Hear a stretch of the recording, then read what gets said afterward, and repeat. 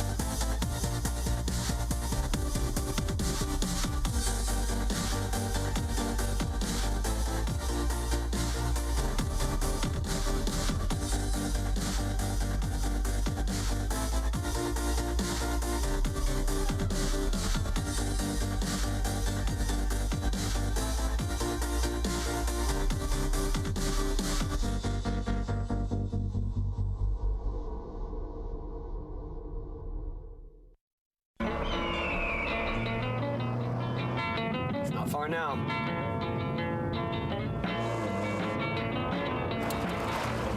Dad, where is this park? Looks kind of closed.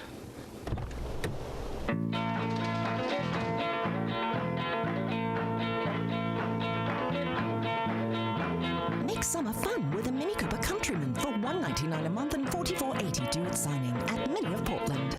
Giving back to the community is very important to our family. Help the Portland community and buy your 50/50 raffle tickets at every Timbers and Thorns home game. As a current board member of AC Portland, I know they're making a difference in the community through sports and education. 50% of the jackpot benefits Active Children Portland and the Stand Together Fields for All program. To participate, look for the 50/50 signs at home games and visit timbers.com/5050 for more information.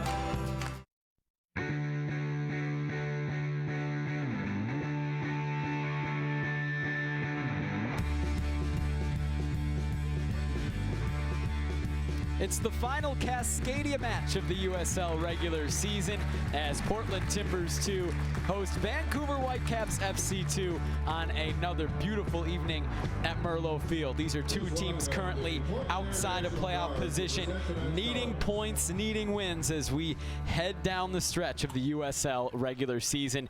These two teams have played 3 times this season, with the home teams winning every match, and there have been goals scored, almost 5 a game in the previous 3 matches. We're going to have kickoff, starting lineups, and standings after the national anthems.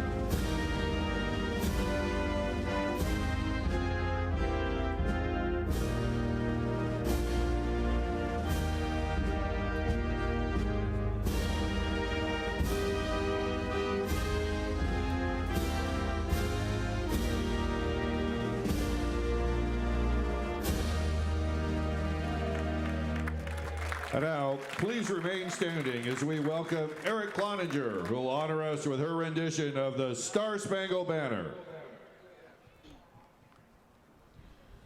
Oh, say, can you see by the dawn's early light what so proudly we hailed at the twilight's last gleaming, whose broad stripes and bright stars through the perilous fight o'er the ramparts we'd watch were so gallantly streaming, and the rockets' red glare, the bombs bursting in air, gave proof through the night that our flag was still there. Oh, say does that star-spangled banner yet wave o'er the land of the free and the home of the brave?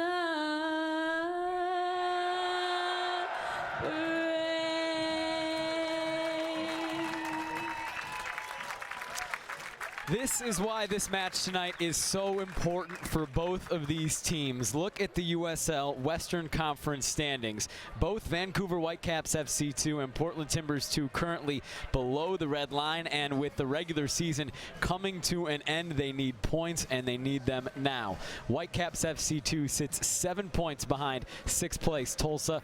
Portland Timbers 2, 10 points behind Tulsa. The Roughnecks have played more games than both of these teams, so definitely a chance to get back to playoff position. There's also Sac Republic, Arizona United in there as well. But with just 6 games left for T2 and 5 games left for Whitecaps FC 2, it is getting to be do or die for both of these teams if they want to make the playoffs. The starting lineups for tonight's match, beginning with the home side Portland Timbers 2. In goal, it will be Jake Gleason, who just returned from Salt Lake City this morning. He was on the bench last night for the Timbers, did not play against Real Salt Lake, but was there. Taylor Pay in a similar spot, also on the bench last night, made it back into town this morning. Gianderson will play at left back, Anthony Manning, Taylor Pay in the center, Andy Toma once again playing on the right side despite being a natural left-sided player. The defensive midfield will see George Foshive and Nick Beasler pair together once again. George Foshive, 3 goals in his last 2 matches, including a brace last week against Oklahoma City. Rundle Winchester will start on the left in the attack. Santiago Biglieri on the right. Blair Gavin will sit behind Carlton Belmar. Blair Gavin making his return after missing 3 matches with an injury. Fatau, normally in the starting lineup in the attack, suspended tonight because of yellow card accumulation. The starting lineup for Whitecaps FC2, they made some changes on their back line after losing 4-0 to Tulsa a few weeks ago. For the 3rd straight match, Sahil Sandhu starts in the back. Craig Nitty, Jackson Farmer as well, Marco Carducci in goal. And a debut for Declan Wynn, just signed 3 days ago on Thursday. New Zealand international will start at left back. Tyler Rosalind, Will Seymour in the defensive midfield. Victor Blasco, Marco Bustos, Jordan Haynes, Caleb Clark in the attack. And Marco Bustos, the guy to watch out for on Whitecaps FC2. 2 straight braces against Seattle last week and against Tulsa the week before. He's been named to the USL Team of the Week for both of those performances, as Whitecaps FC2 have won 2 straight away from home, trying to make that 3 in a row tonight. A team that went 0-7-1 in their previous 8 away matches before beating Tulsa on July 31st and Seattle last week. Our referee tonight, Andrew Brooks, and we're underway at Merlot Field. T2, Whitecaps FC2, a match that both teams need as they make a final push towards the playoffs.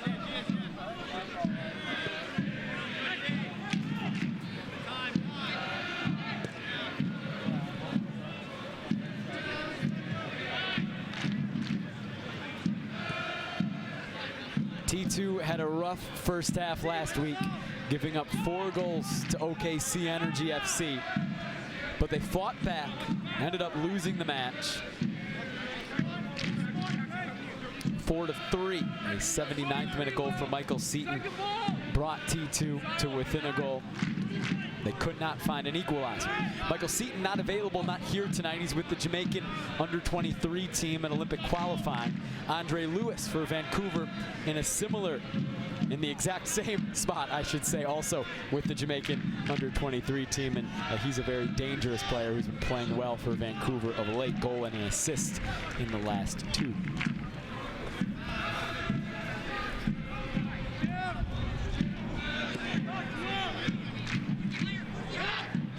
Gianderson has been playing a lot with T2 recently. Signed to the first team, playing his 12th USL match. Vancouver gets it back. Marco Carducci starting in goal. Signed to the Whitecaps first team. 3rd string keeper for Vancouver. He's playing in his 7th match. Whitecaps FC2 have used 3 keepers this year regularly.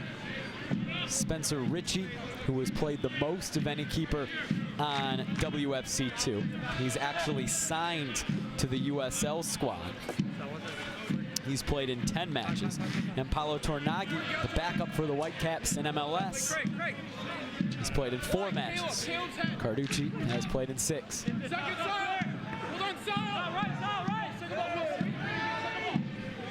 Caleb Clark battling with George Foshive. Soft Foshive throwing for Vancouver. Bustos, 2 straight games with 2 goals. Gets it to Rosalind. Now out wide and out of the reach of Victor Blasco.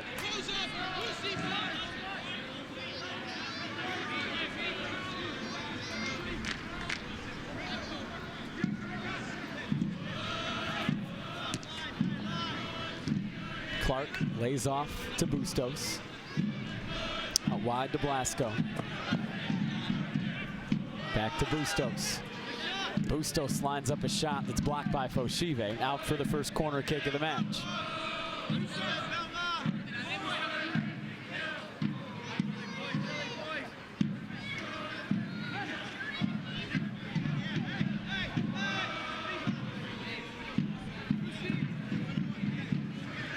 T2 struggled defending wide play.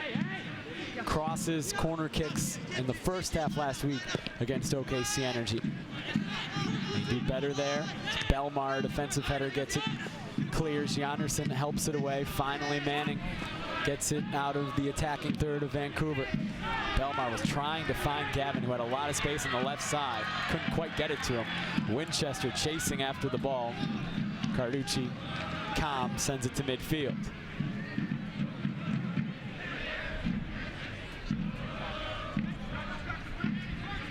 Anthony Manning looks like he's struggling a little bit with the sun. These evening kickoffs at Merlot Field can be challenging for the first half especially, as the sun sets over the West Hills on the far side of Merlot Field above the Childs Center, especially for teams defending. And the goal that T2 is defending at the moment on the left side pretty much be looking right into the sun.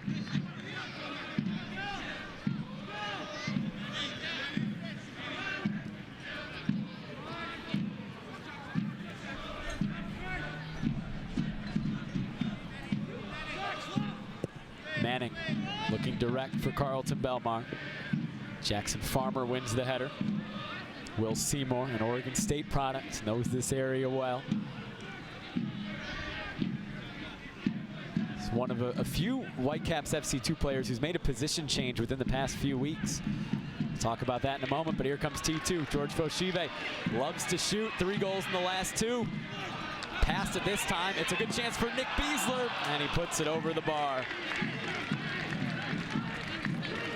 Best chance of the match comes in the 6th minute for the 5th overall pick of the 2015 Super Draft, Nick Beasler. Still hasn't scored in a match that counts. He did score against Newcastle United in that friendly at Providence Park, but is yet to get on the score sheet for T2 in a USL match. Hasn't appeared for the Timbers in MLS play either. So Vancouver has made, as I mentioned, a few position changes. Will Seymour, naturally a defender, has moved into the defensive midfield to pair with Tyler Rosalind as a holding midfielder. And Sahil Sandhu, an attacking player, has played striker, played as an attacking midfielder, is now playing right back. Vancouver made the changes after losing 4-0 to Tulsa on July 24th. They went on the road the next week, beat Tulsa 3-1 with Sandhu at right back and Seymour in the defensive midfield. Sandhu sends the ball off Carlton Belmar. Then the next week, last week, went to Starfire and beat Seattle Sounders 3-0.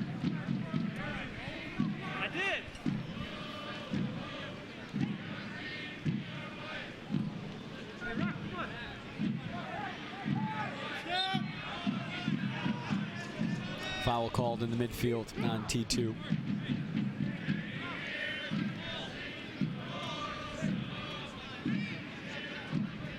Seymour out wide to Blasco.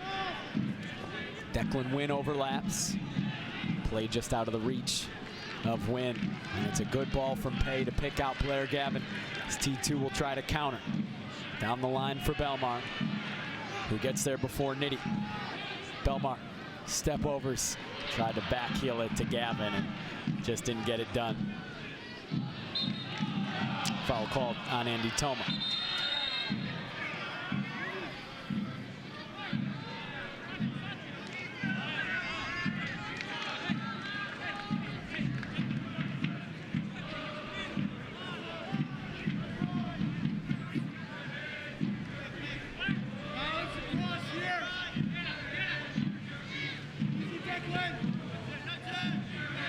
Clark comes back towards midfield to collect. Now Bustos. Back to Sandhu, pressured by Winchester. Finds Seymour. Back to Nitty. Craig Nitty's about as big of a soccer player as you'll find. 6'5", 220. Imposing center back. 23 years old. Played his college ball at Loyola Marymount. It's a 4th round pick of Vancouver's in the MLS Super Draft this year. Didn't sign for the MLS team, did sign for WFC2. Here comes Vancouver after T2 gives it away in the midfield. Jordan Haynes, Gianderson slides in, wins it back. He gave it away, and he comes back to recover it for T2.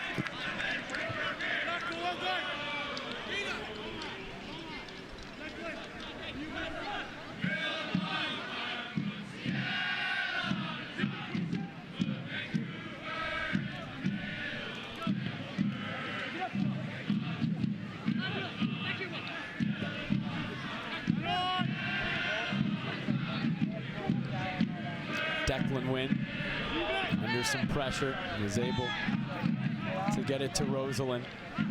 Vancouver just signed Declan Wynn on Thursday. A left back, 20-year-old from New Zealand. Has played 3 times for the New Zealand senior national team, was a member of their under-20 team at the U20 World Cup this summer, hosted by New Zealand. A teammate of Jake Gleason on the New Zealand men's national team. He debuted in November in a friendly against China as an outside back. Jake Gleason was in goal in that match. Tim Payne was on the bench, just like he is tonight for T2.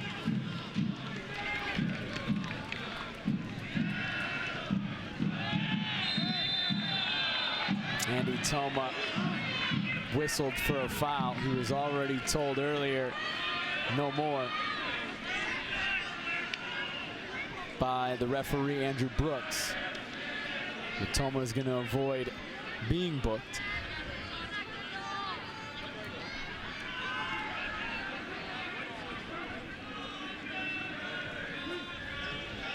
Set piece opportunity for Vancouver. Bustos over the ball, sends it into the box.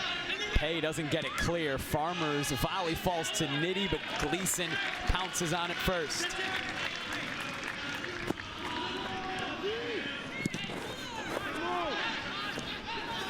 Again, T2 unable to clear.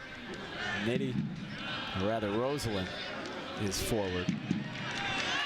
Blasco lost it. Santiago Biglieri coming forward. He had 2 assists the last time these 2 teams played here at Merlo Field on July 19th. His best game by far as a member of T2. Blair Gavin scored in that match. George Foshive has been on a goal-scoring tear. Picks out Biglieri, turns, shoots just wide.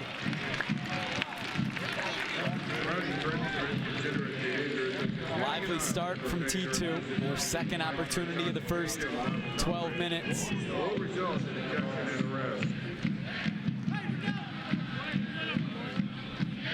Just missed Santiago Biglieri. He's only played 8 times. This is his 9th appearance for T2. He's dealt with injuries, dealt with fitness issues as well.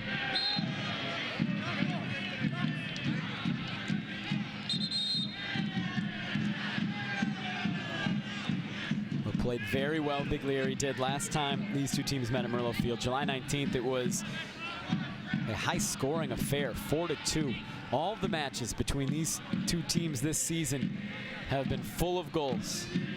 3-2 on June 21st in Vancouver, 2-1 on July 10th in Vancouver, then 4-2 here at Merlo on July 19th. 4.67 goals per game when these 2 teams get together. The first 3 times this season, 10 of the 14 goals scored have come in the second half.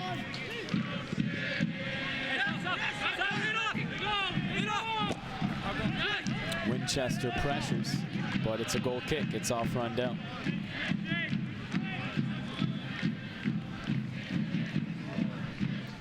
Rundell Winchester got some international experience recently, was with Trinidad and Tobago for the Gold Cup. Didn't get on the pitch, but was a member of the squad as they made a run to the quarterfinals. Lost in penalty kicks to Panama. Good experience for him. Still a very young player, 21 years old.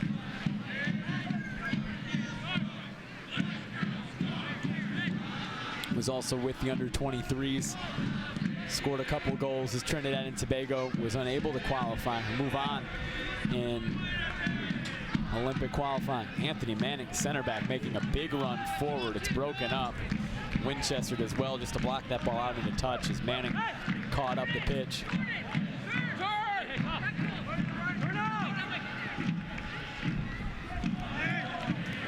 Foshive wins it in the midfield. George coming forward. Rosalind pokes it out. Throw for T2.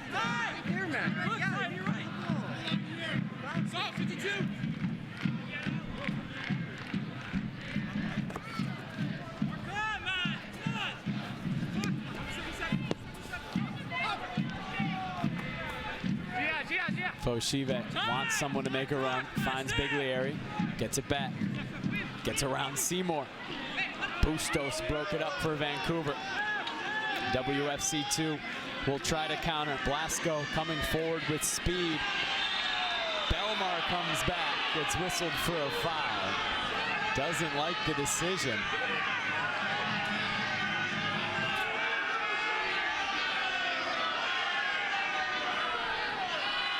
We will get another look. Got his hands on Blasco. Chance of divert from the Timbers Army, but with the arms extended, probably not a lot Belmar can really complain about. Still a good tactical foul to stop that Vancouver counterattack. Sandu. Bustos turns in the midfield. Rosalind wide to Jordan Haynes. Haynes cuts in onto his left foot. Thought about a shot, still thinking about it. Takes it. Gleason caught a little bit wrong-footed at first, it appeared, but in the end, it was pretty easy for him.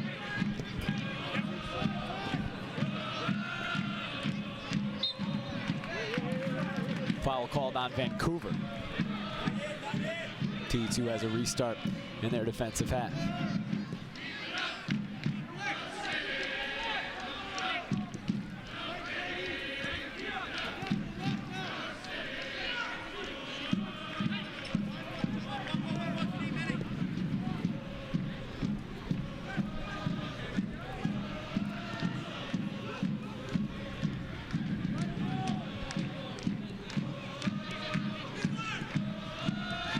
Blair Gavin returning to the starting lineup tonight, the captain. Missed 3 matches with an injury. Did play as a sub last week. From the get-go tonight, Belmar has moved out wide. We've seen that a little bit recently, more than in the beginning of the year. Belmar will drift wide and Winchester will move up top. Normally, Carlton plays a lone striker and Rundell always on the wing. They have not been afraid to interchange, however, recently. Belmar trying to get to the byline and wins a throw.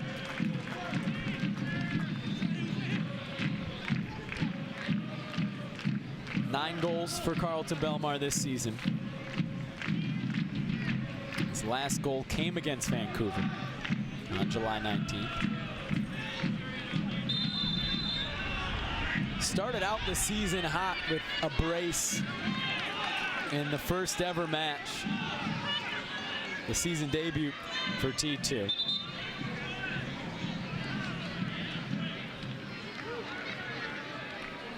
It's been a little more difficult for Belmar recently. And a chance for T2 to get numbers into the box. Taylor Pay, Anthony Manning, the center backs come forward. Manning 6'4", Pay 6'2".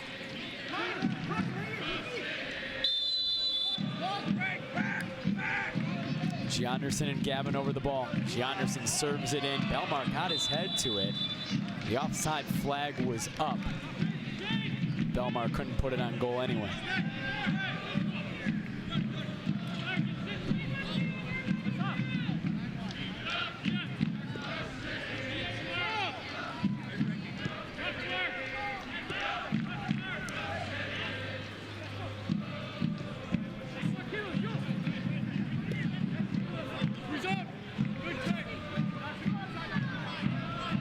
Bustos. Beasler there for T2. Back to Sandu. Into Haynes. Nowhere to go. Foshive wins it for T2. Winchester running right at Sandu, gets around him. Still Rundell Winchester. Farmer steps in and wins it. Just took a little bit too long, I think Rundell Winchester did.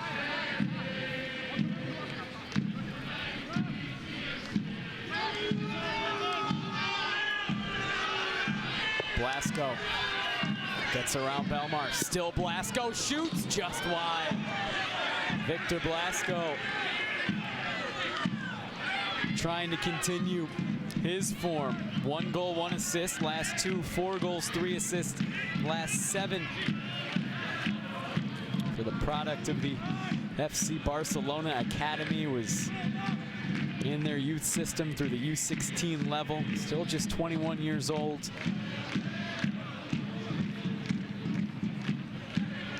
Came over last year to play college in Canada at Vancouver Island University, played 1 year there before signing with Whitecaps FC2.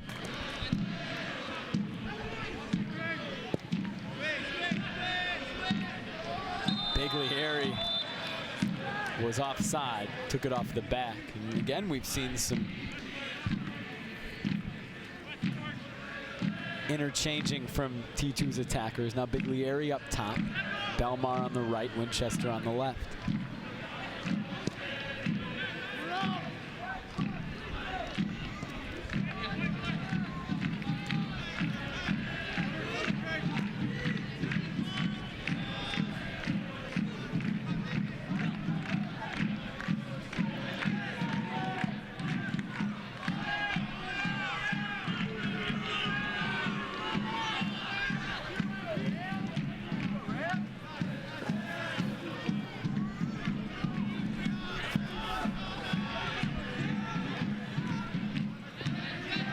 Farmer, big touch forward. T2 couldn't get to it. It's still the center back, Farmer. Gianderson broke it up. Foshive back to Manning.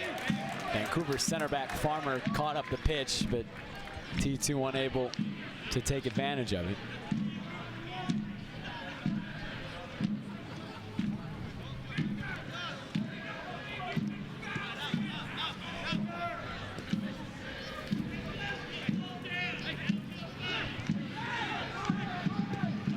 Gavin, big ball trying to find Belmar. Wynn got his head to it. Belmar lets it run out for a throw.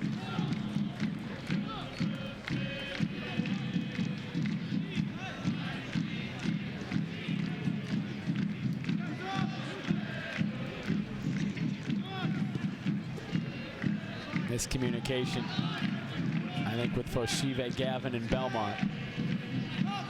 Gives it back to Vancouver. They have some space. Bustos coming forward in the midfield. Plays it wide right side, Haynes. Sandu overlapping, Haynes cuts inside. Still Haynes curls and Gleason goes down to make the save.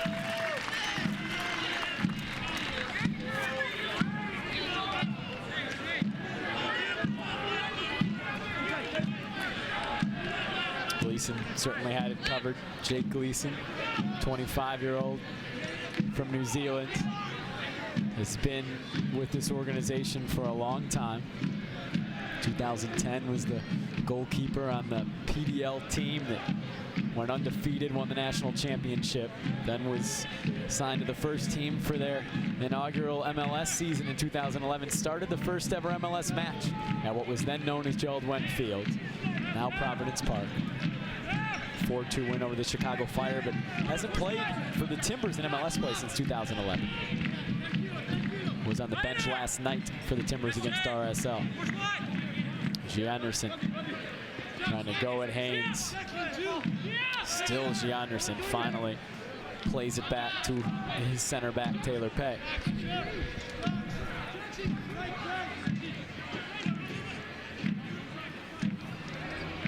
Gavin gets it poked away by Will Seymour. Beasler gets it to Gavin. Still under heavy pressure. Goes all the way back to Gleason. Have you visited the new USLsoccer.com? Get the latest news and live stats, and check out the social media hub. Manning looking over the top. Biglieri not really making that run. And it's easy for Carducci. Bustos. Wide to the right back, Sahil Sandhu.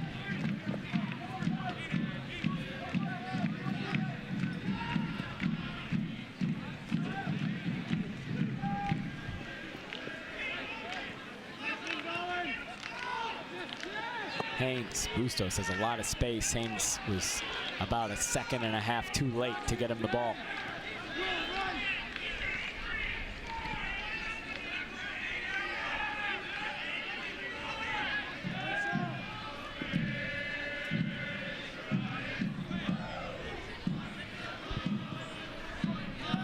Beasler picks out Gianderson.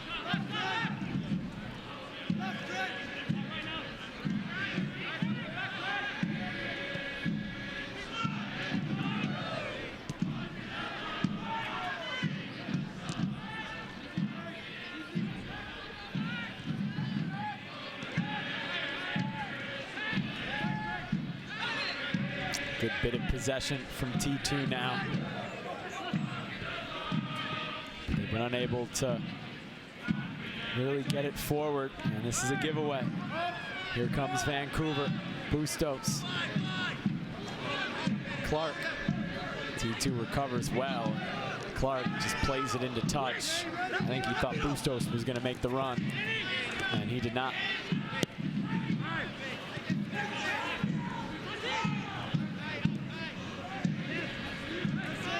Biglieri, wide to Winchester, poked away by Sandhu. And then given away again by Vancouver.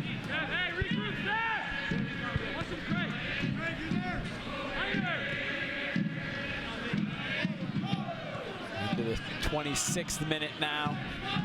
A couple half chances for both teams. Vancouver forced Jake Gleason to make a couple saves, none that difficult.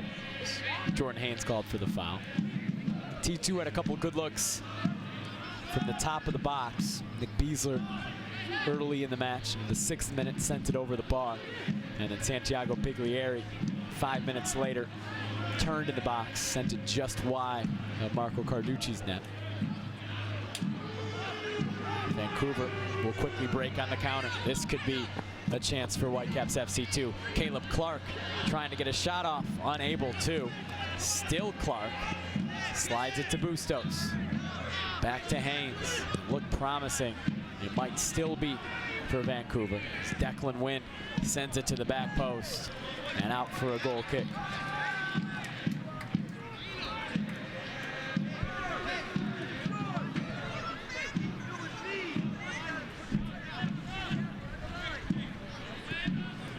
Follow at USL on Twitter to become a league insider, join club conversations, and have a chance at exclusive giveaways.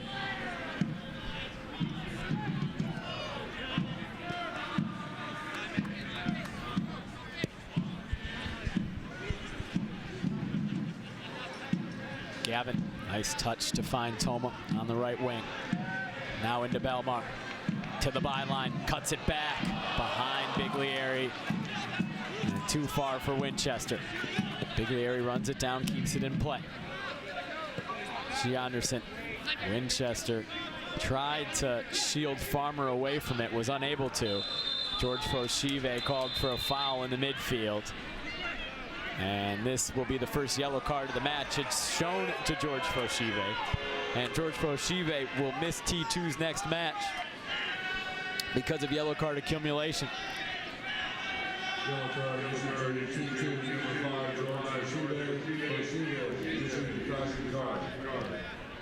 A tactical foul for Foshive as Vancouver was trying to break. Foshive's had an eventful time with T2. This is his 7th match. Already his 5th yellow card. He also has 4 goals. He's been very active at this level. Very involved, both in the attack and defending from his holding midfielder spot, but T2 won't have him against Tulsa next week. His 5th yellow card means a 1-game suspension.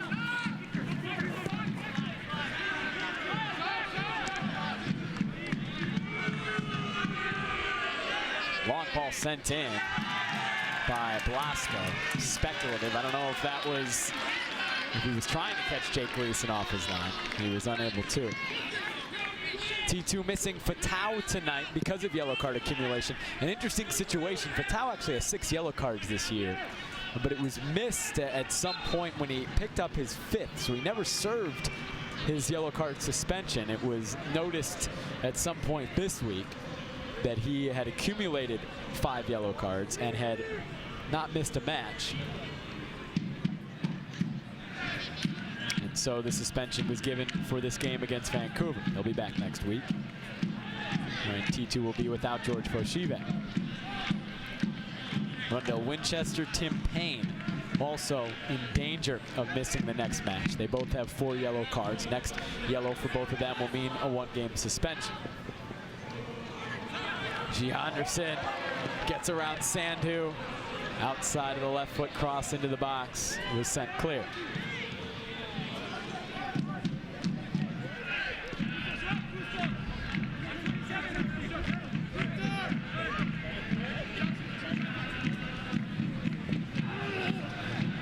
Gianderson goes down.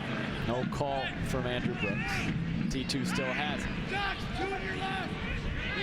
Gia's back to his feet. Appears to be all right. Foshive to Gavin. Back to Foshive. Manning back to Gavin. A much better first half. First 30 minutes for T2 this week than last week, when they gave up 4 goals to Oklahoma City. Couldn't really hold on to the ball for the first half hour of the match, and had real difficulty defending against OKC Energy FC, especially their play from wide when they would send the ball into the box on either a set piece or a corner kick. Have been able to hold on to the ball tonight. Possession's been pretty even, and have kept Vancouver from getting any good chances.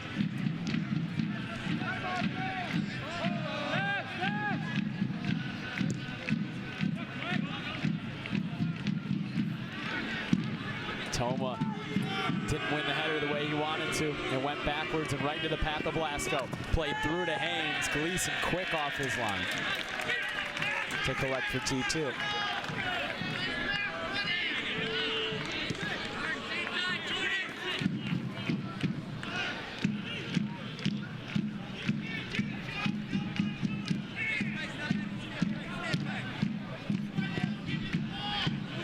Biglieri is onside. Gia making a run into the box. Biglieri plays it to him off his line. Gavin put it wide. Best chance of the match for either team as Carducci came off his line. Gianderson got there first, played it into the path of Blair Gavin, and he just couldn't direct it on goal.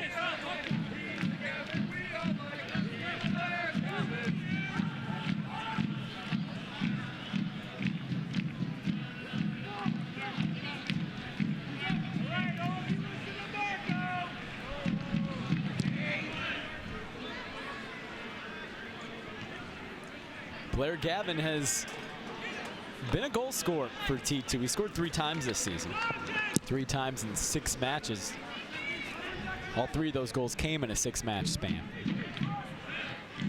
In 45 career MLS matches, Blair Gavin scored 3 times.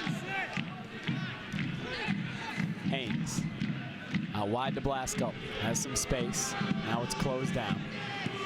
Chips it into the box. Gleason's gonna get there, as again Jordan Haynes lurking after it.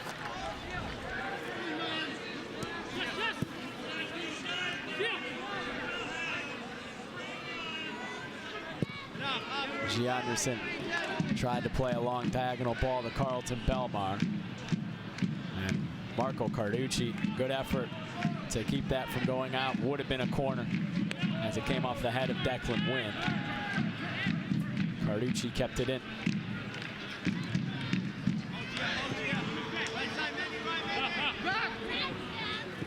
Gianderson steps up, wins it. Goes tumbling over Rosalind. It's out for a Vancouver throw.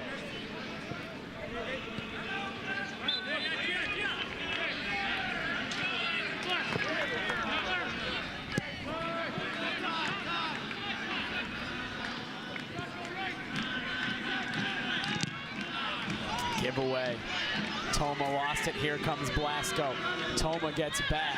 Gets in between Blasco and the ball. And a foul is going to be called on Victor Blasco. Toma gave it away, but did well to recover. And forced Blasco into a foul.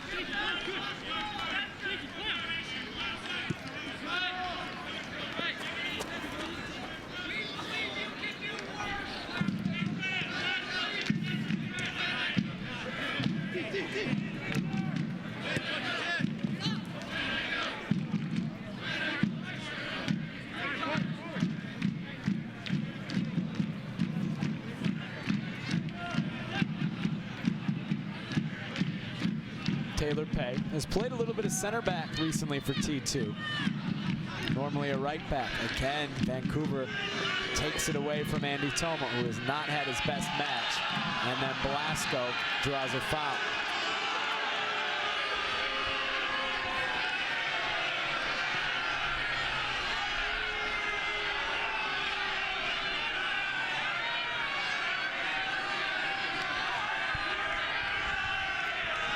Once again, the Timbers Army, who sit right where that foul happened, don't like it. But again, Belmar got his arms up into Blasco. As Foshive takes it away for T2. They come forward. Gavin has some space if someone can pick him out. They can't yet, but Foshive has it. Rosalind breaks it up for Vancouver.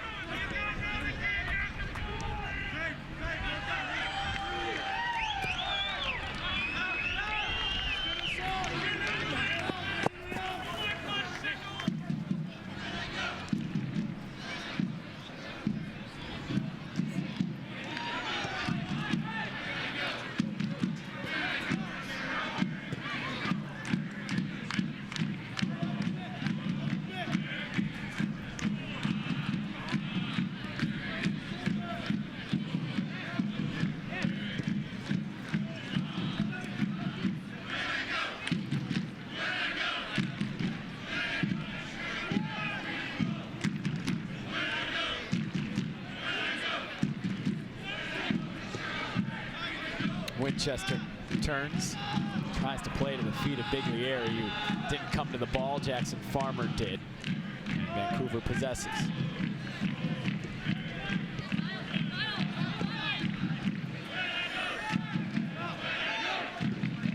Nitty looking for Clark.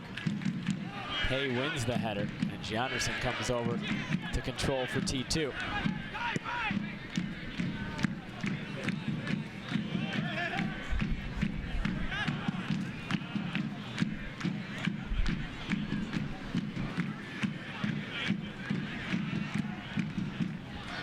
Belmar back to Pay. We haven't seen Belmar play on the wing this much at any point this season. Has really played the majority of this first half on the right wing. But what we have seen for T2 is guys playing different positions all year. As Nick Beasler sends it into the crowd looking for Andy Toma. Andy Toma is one of those guys. He's naturally a left back, a left-sided player.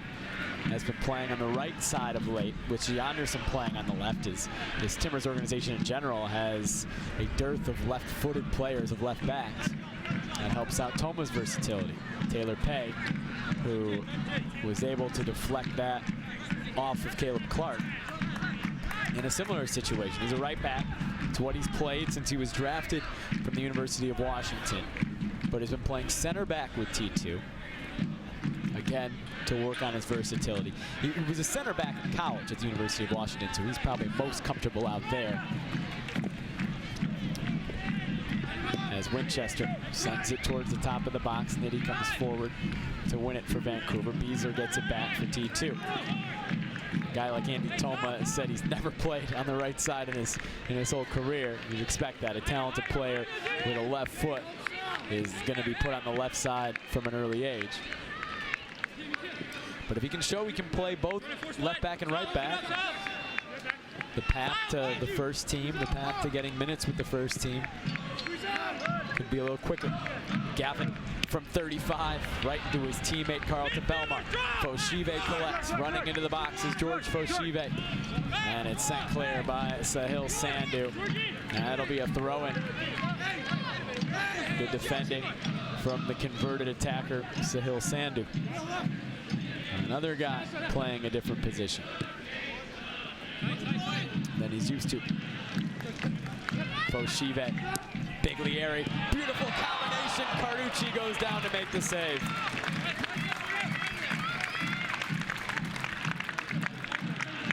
Second time in the past 8 minutes, Blair Gavin has had a great look on goal. This was from a tough angle. Carducci did well to get down and cover it.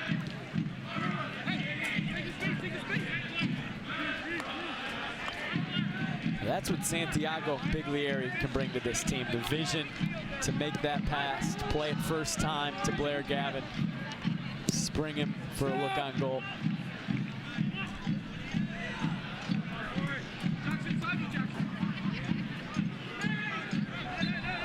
George Foshive called for the foul.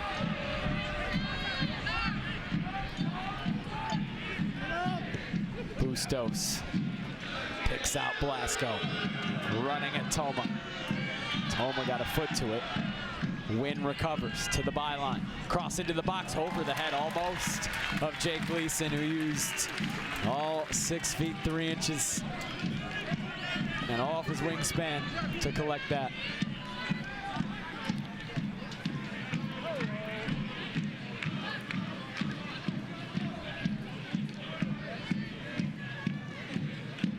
Too much from Andy Toma. It'll be a goal kick for Vancouver.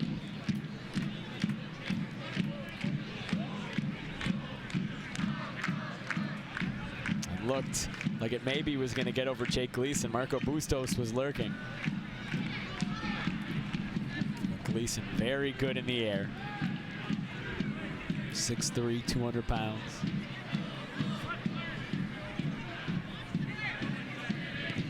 Making his 18th start for T2. Clark and Pay running after it. Pay got there first. Sends it forward. Blasco controls for Vancouver. Belmar tracking back, putting in some defensive work. Takes it away. T2 will try to break. Blair Gavin urging on Gianderson. The left back comes forward, finds Winchester on the touchline. Back to Gavin, chip in towards Biglieri. Seymour won it for Vancouver. Biglieri wanted a foul, didn't get it.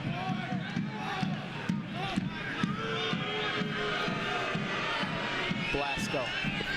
Vancouver has run much of their attack through that left side, through Victor Blasco.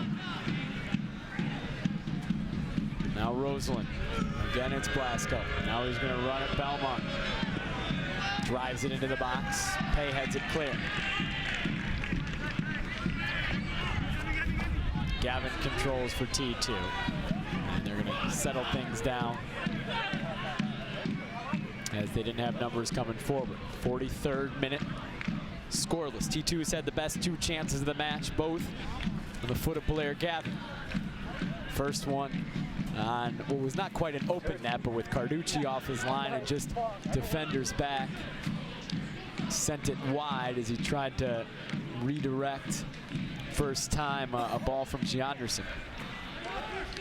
And then just 3 minutes ago in the 40th minute, and alone on Carducci from a tough angle after a beautiful combination in the box, and his shot was saved at the near post.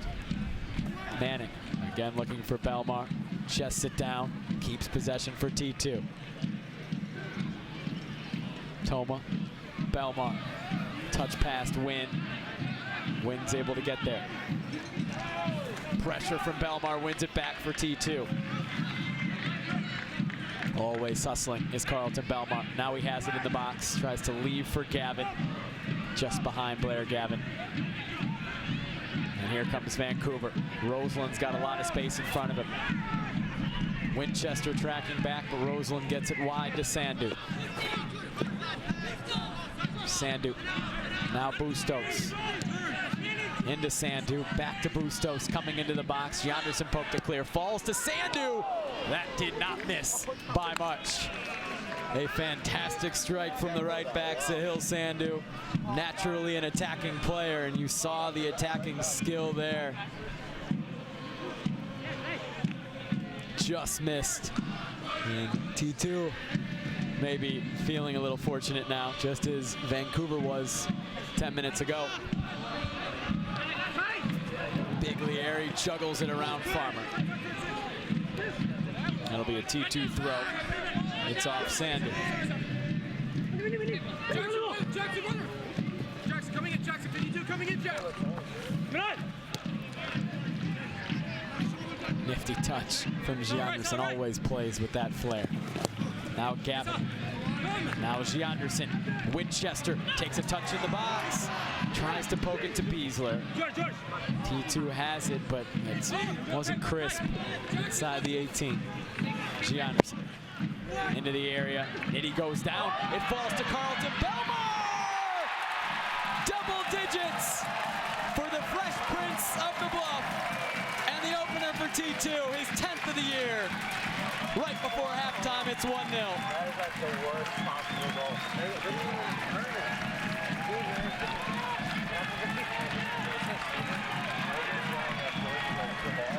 But he does pass it to outside. He's been the most consistent goal scorer on T2 this season. Most prolific, and also has taken his chances the best, I think. Now into double digits. 10 goals this season. All alone in 7th now in USL. Quickly became a fan favorite here at Merlot after scoring a brace in the first ever T2 match. They call him the Fresh Prince of the Bluff. He did the Carlton dance from the Fresh Prince of Bel Air after scoring a goal earlier this year after weeks of urging from the Timbers Army. And he has the lone goal of this first half. The 45th minute goal from Carlton Belmar has put T2 up 1-0 at halftime. When we come back, we'll get to know Andy Toma a little bit better. We go one-on-one and with the T2 outside back. Also a look back to last night in Salt Lake City. What a phenomenal ending to that match. We'll hear from Nat Borchers later on in our halftime show. At halftime, T2 1, Whitecaps FC 2-0. We'll be right back.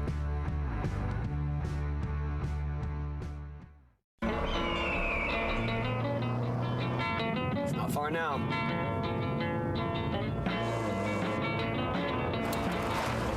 Dad, where is this park? Looks kind of closed.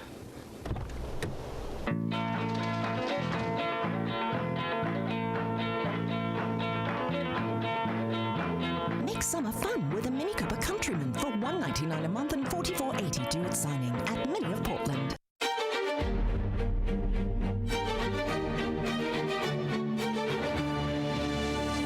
Pilots with numbers. Rapino shoots it, and it's in! Up to Evans. Tee it up. Shot on target. What a goal! Looking to cross. Let's go. It's off the clear. Right at the keeper. And then Christian puts it away. You have fun, you will win, and you'll make me very, very happy.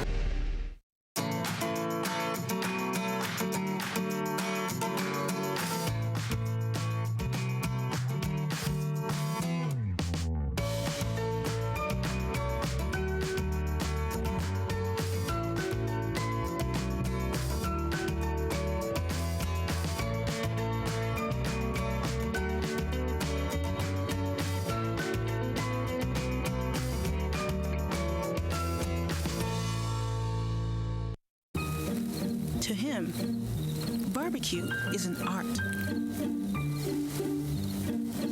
which is great.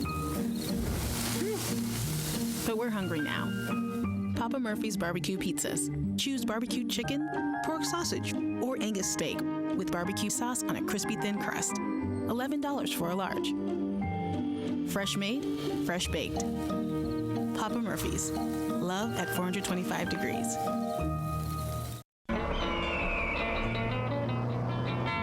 Not far now.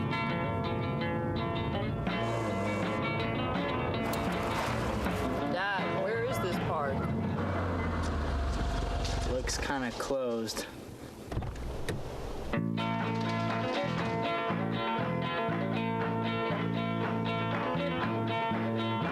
Make summer fun with a Mini Cooper Countryman for $199 a month and $44.80 due at signing at Mini of Portland. At halftime, Portland Timbers 2 holds a 1-0 lead over Vancouver Whitecaps FC 2, a 45th minute goal from Carlton Belmar, the second straight match here at Merlot that T2 has scored just before halftime. The good news, this time they're not down 4-0 like they were at that time last week against OKC Energy, and a 1-0 lead for T2. At halftime of these T2 matches, we like to let you get to know a T2 player a little bit better. This week, I went one-on-one with outside back Andy Toma.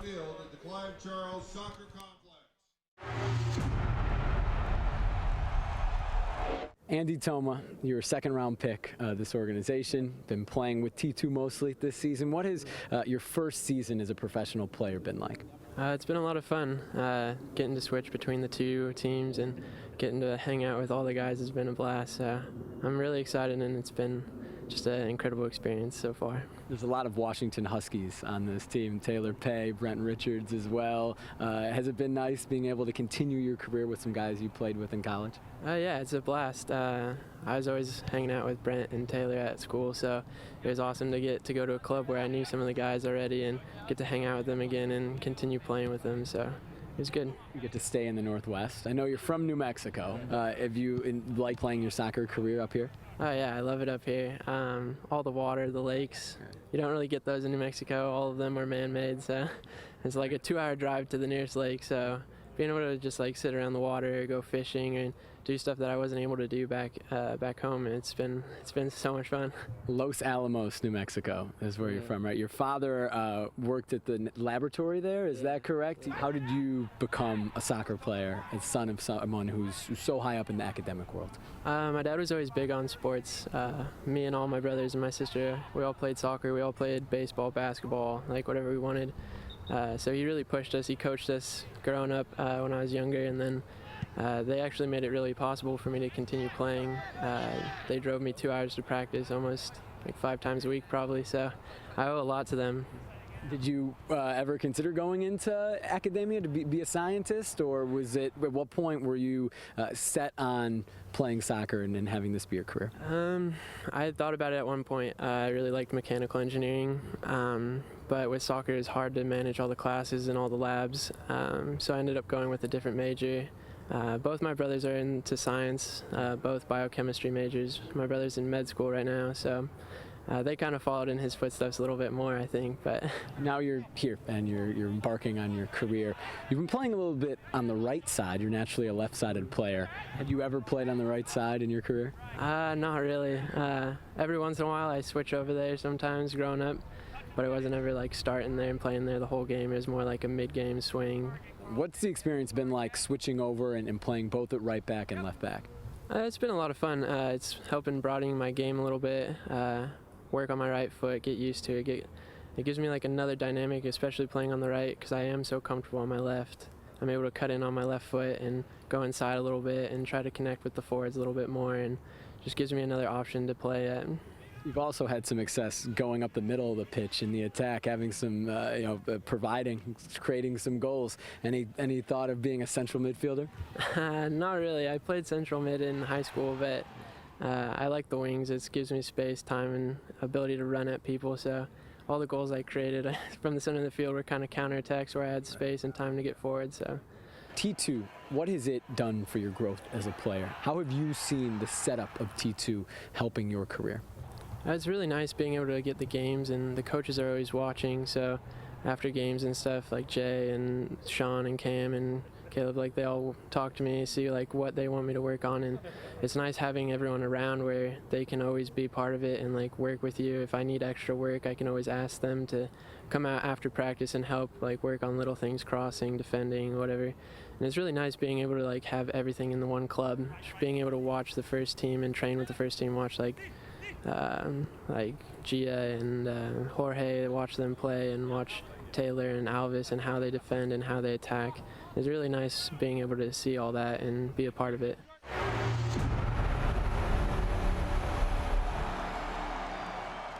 Some of those first teamers, including the aforementioned Elvis Powell here tonight at Merlot Field, Fernando Adi as well. You see Fatal, Renico Clark in the stands, Diego Valeri's here, Adam Quares, Andrew Weber. Always great support from the Timbers first teamers for these T2 home matches at Merlot Field. And they had quite a match last night in Sandy, Utah against Real Salt Lake. We'll show you the only highlight of that match that matters, and to hear from Nat Borchers when we come back. At halftime, T2 1, Whitecaps FC 2-0.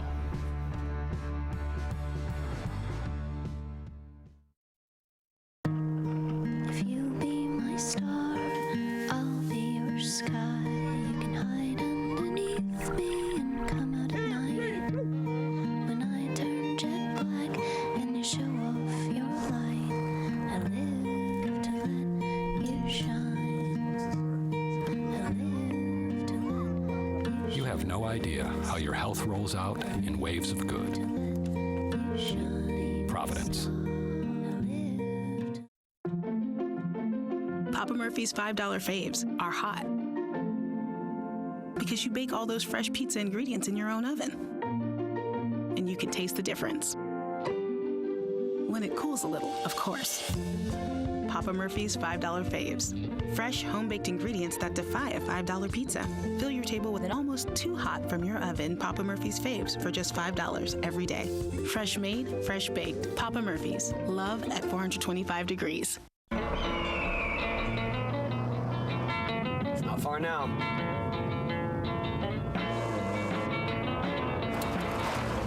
Dad, where is this park? Looks kind of closed.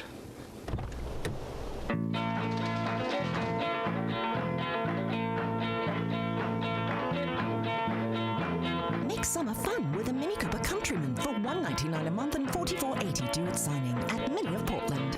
Giving back to the community is very important to our family. Help the Portland community and buy your 50/50 raffle tickets at every Timbers and Thorns home game.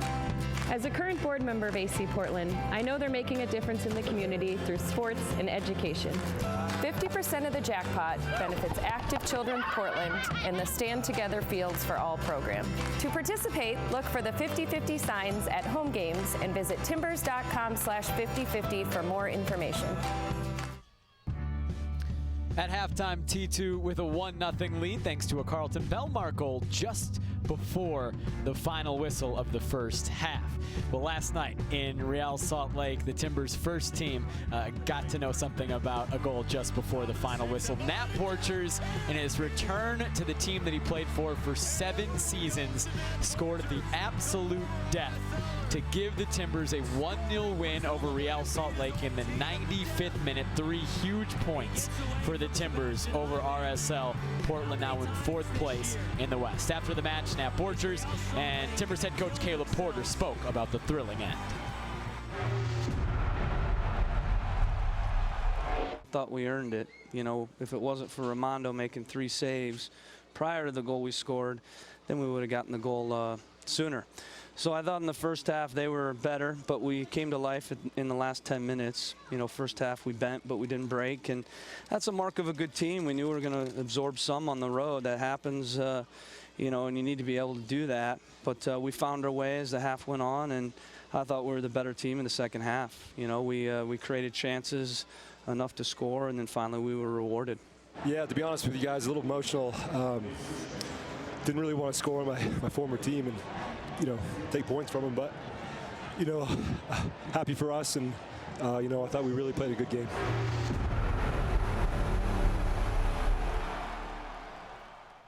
clearly an emotional night for Nat Borchers, who is one of the best in the sports world that you will ever deal with. Just a great guy, and a big 3 points for the Timbers last night. Second half kick coming up in moments. T2 with a 1-0 lead at halftime.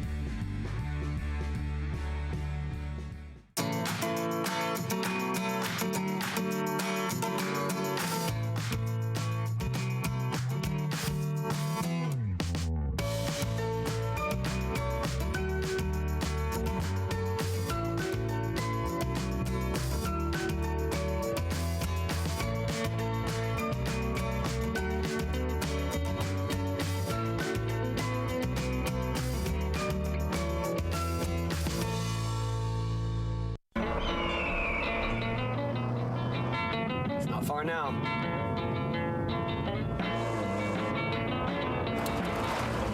Dad, where is this park? Looks kind of closed.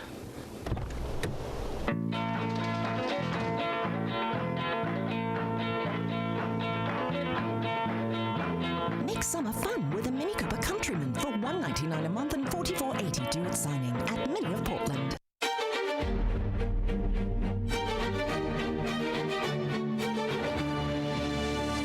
Pilots with numbers. Rapino shoots it, and it's in! Up to Evans. Tee it up.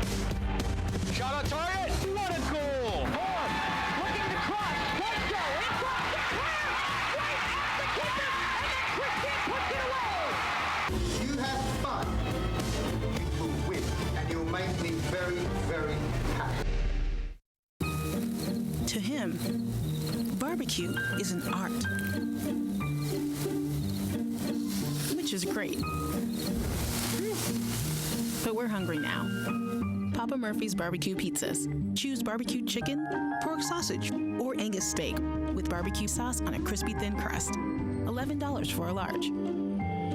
Fresh made, fresh baked. Papa Murphy's. Love at 425 degrees. First half highlights. There were a few later on in the half. The 32nd minute, Blair Gavin with a great opportunity as Janderson cuts it back. The net was open. Gavin put it just wide. Then in the 40th minute, again it's Gavin. And Marco Carducci, the Vancouver keeper, went down to protect his near post. Best look of the match for Vancouver, Sahil Sandhu put it just wide. And here's the goal, 45th minute. Carlton Belmar chests it down, takes his opportunity. His 10th goal of the season, and it gives T2 a 1-0 lead at halftime. Quite a different first half here at Merlot Field than the last time T2 was at home, when it was 4-1 at halftime after a goal just before the whistle by George Foshive. But better defensive effort for T2 tonight, and in a spot now with a lead at halftime that they certainly want to be. This match, as we told you in the beginning, huge for both of these teams as we head towards the end of the USL regular season. T2 has 5 matches left after tonight. Vancouver has 4 left after tonight. Vancouver in 8th place in the West coming in. Portland in 9th in the West coming in. Both teams below the red line, needing points and needing them quickly. First half stats, the one that matters, of course, is in favor of T2, the 1 goal. T2 outshot Vancouver 7-6, both teams with 2 shots on net. Whitecaps FC2 the only corner of the first half, and 7-6 in fouls as well. There was 1 yellow card shown in the first half. That was to George Foshive of T2. He will miss T2's next match because of yellow card accumulation. That next match will be next Saturday at 2 p.m. against Tulsa. Vancouver scored 3 goals in each of their last 2 matches away from home. Both of them were. T2 held Whitecaps FC2 scoreless in this first half. WFC2 scored 3 goals after the break last week against Seattle. And we're underway in the second half. No changes for either side.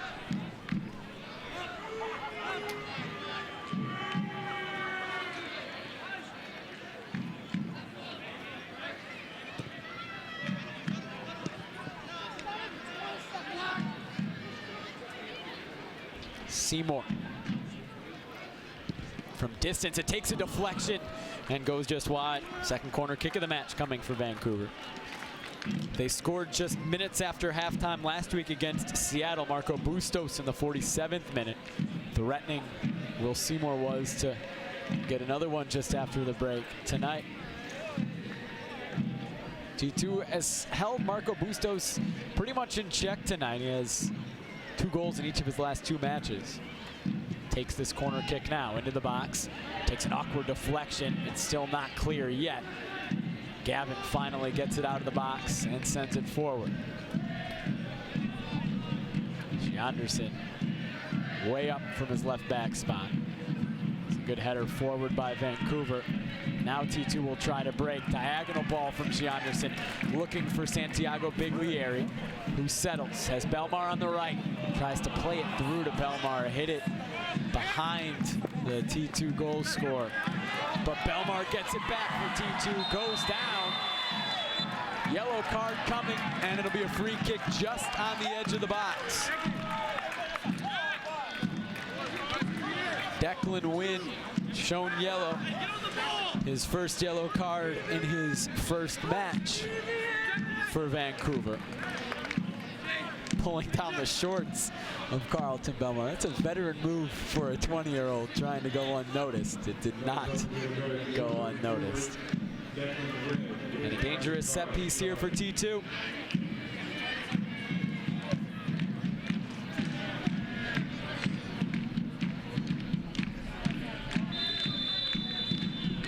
Gianderson on goal. Carducci palms it into the air. Still in the box. Biglieri sends it back in. It's blocked. Now Foshive. Back to Biglieri. Beasler lines up a shot. Blocked again. And Gianderson goes all the way back to Jake Gleason.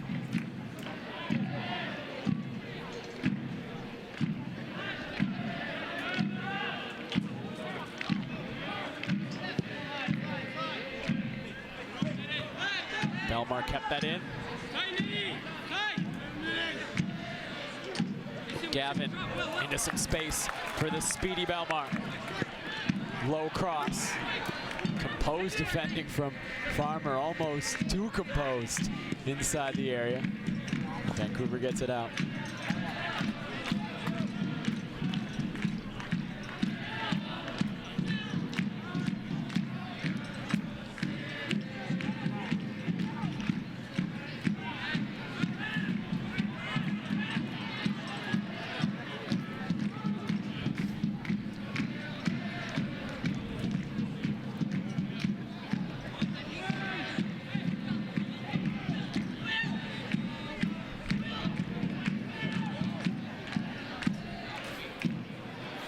Gianderson fouls Jordan Haynes. Here's another look at Gianderson's free kick. He was going for the goal the whole way. Carducci just had to get a hand to it.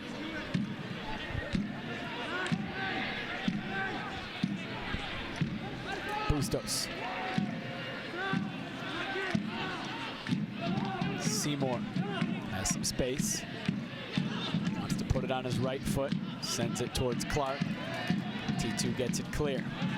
Biglieri might be through. Will we see some speed from Santiago Biglieri? Unable to get a shot off. 29 years old, veteran of the Argentinian leagues. Speed certainly not his main attribute. Gavin, left foot, misses badly. Sends it across the street behind Merlot Field. He scored from distance this season. Certainly can't blame him for taking a shot from there. Had time, had space.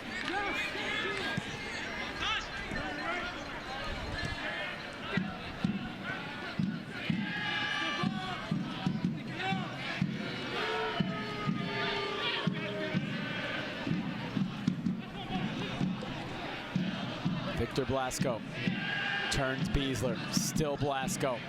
Bustos in the box, off the crossbar.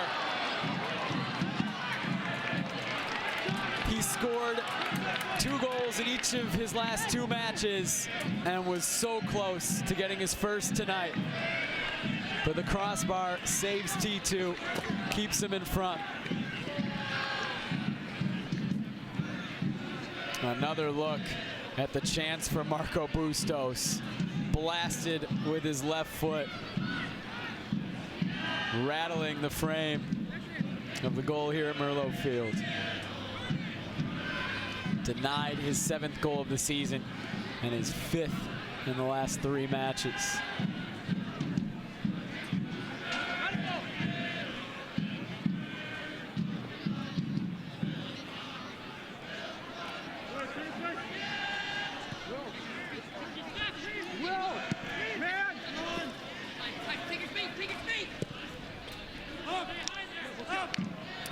Blasco has seen a lot of the ball tonight. Belmar putting in defensive work. Possibly a reason why we've seen Belmar move to the right wing is to help deal with Victor Blasco. Blasco comes centrally now, and his shot curls wide. Blasco, a speedy and dangerous player on the left wing. Belmar certainly a little more defensive-minded than Santiago Biglieri, who started the match on the right side. But it's been mostly Belmar on the right wing, and he has a goal tonight from that spot.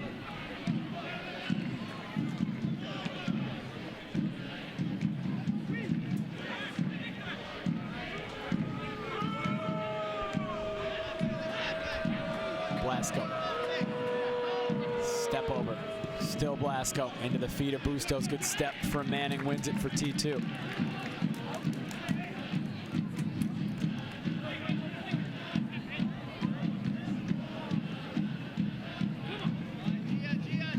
Toma lost it again. And here comes Blasco. Gets knocked down from behind. No call. Blasco doesn't like it. Had been hearing it from the crowd for a couple perceived dives earlier in the match.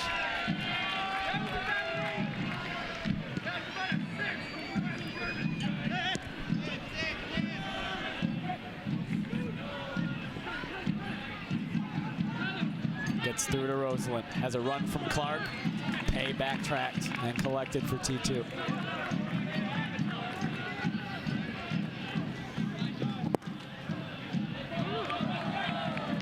Toma can't keep it in play.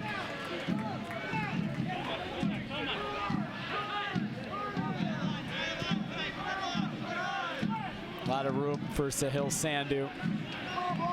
Was the closest in the first half to getting a goal for Vancouver. Put a shot from about 30 yards just wide of the goal. Gleason would have had no chance. Bustos tumbles over. Nice cheer from the crowd for that. Bustos the closest in the match for Vancouver to get a goal. Put it off the crossbar just minutes ago. Now Gianderson never afraid to come forward. Biglieri, no calls. He tried to get between 2 Whitecaps FC2 players. Bustos has some space. Thought about a shot, slides it left side, Blasco. In the box, Toma pokes it away. Blasco gets it to Haynes. Now Wynn coming forward. Floats it into the area. Pay heads it clear.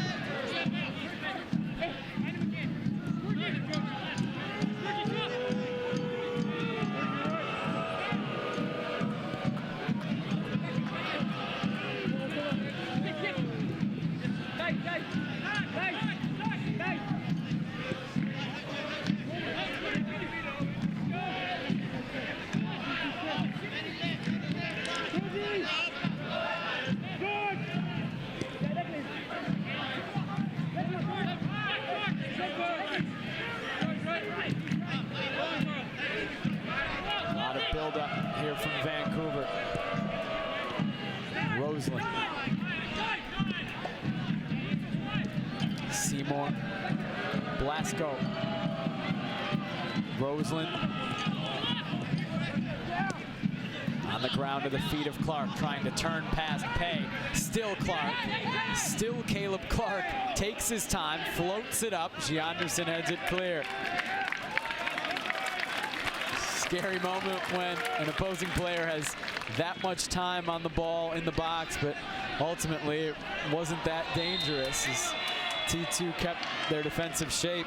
And Rundell Winchester will be shown yellow, and Rundell Winchester now will miss T2's next match.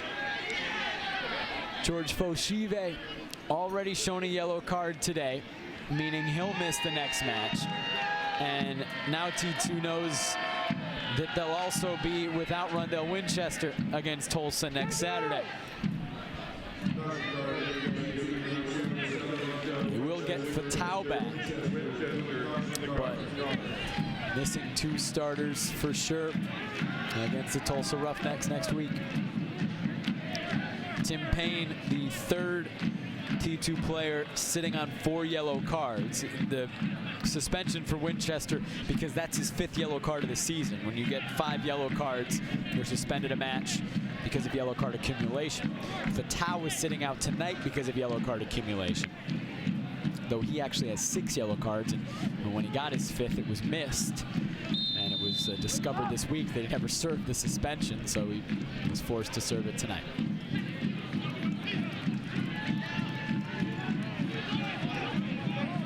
Foshive to Winchester. Those 2 guys know they'll be getting a rest next week, not because of their choice. At least from T2, Foshive could, of course, play for the Timbers on Friday night against Houston. When Winchester could not. As Rundell is signed to T2. Foshive signed to the Timbers on loan to T2. And a foul on Gianderson.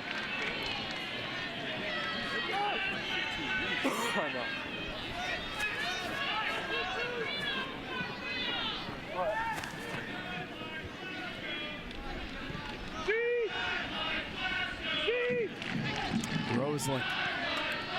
Haynes. Gianderson steps in to win it for T2.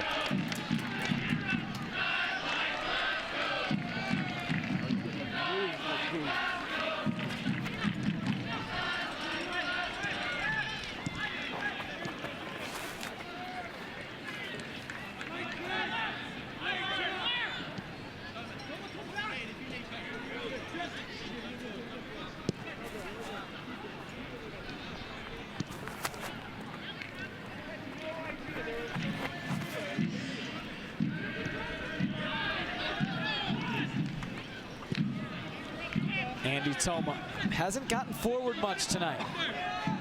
Now he does. Still Toma, cuts inside. Still Andy Toma, put it over the bar. Not afraid to get involved in the attack is Andy Toma.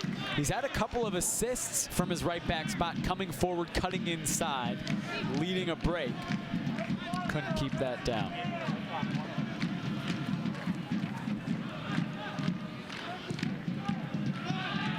Nobody making a run for Vancouver.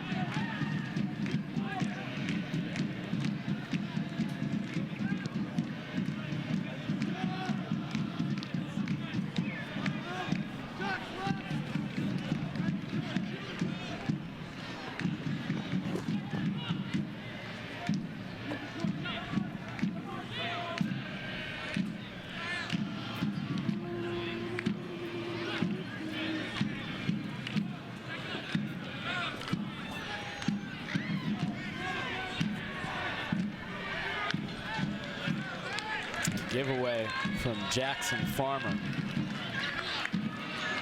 20-year-old center back from Edmonton, Alberta. Was one of the first 3 signings for Whitecaps FC2. It's a nifty touch from Gianderson. He's good for 3 or 4 of those every match he plays. Mitch Piro, who is out tonight for Vancouver, and Jordan Haynes, who's playing in the attack, all signed at the same time. The first 3 signings for Whitecaps FC2 when this club was announced.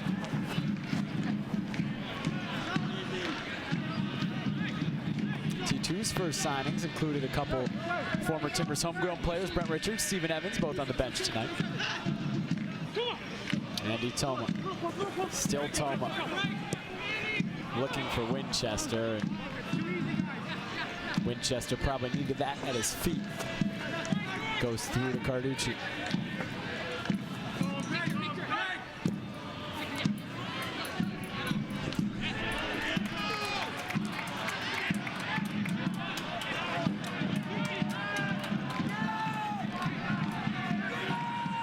Roseland is down in the midfield, holding on to his right knee. Vancouver continues to play. And now they realize it. Jackson Farmer sends it out.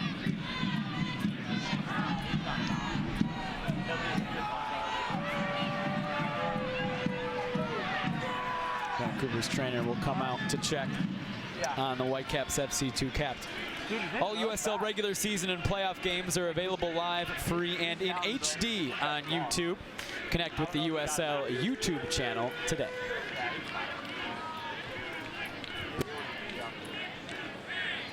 Here's a look at what happened to Tyler Roseland.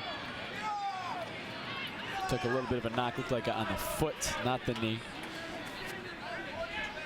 T2 fans here at Merlot Field didn't like him going down to the turf, but it doesn't benefit Vancouver to have a player injured at this moment to take time off the clock. They're trailing 1-0 in the 63rd. No reason to milk an injury if you're Tyler Roseland.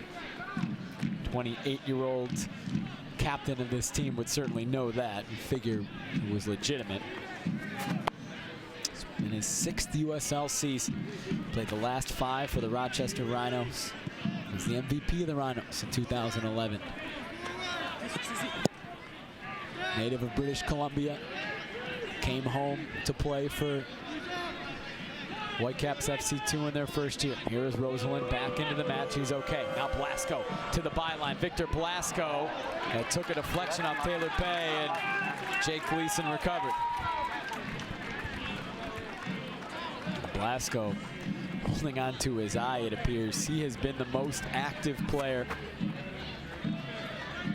for Vancouver tonight in the attack. Him and Bustos, it's clear where the attack is going through for Vancouver. It's Marco Bustos and Victor Blasco. Great ball from Foshive to find Belmar. Then to Biglieri, takes a shot, it takes a deflection. Belmar brings it down. Couldn't turn that left-footed shot on goal. Still there for T2 in the midfield. G. Anderson, now Gavin.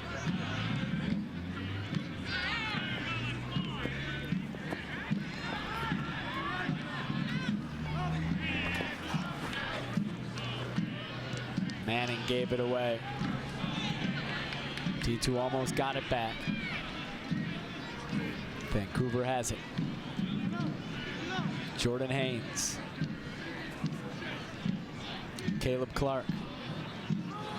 Hasn't been very involved tonight, the striker Caleb Clark. Blasco has. Now he picks out Clark. And it falls to Gleason. Caleb Clark, 22-year-old from Richmond, British Columbia.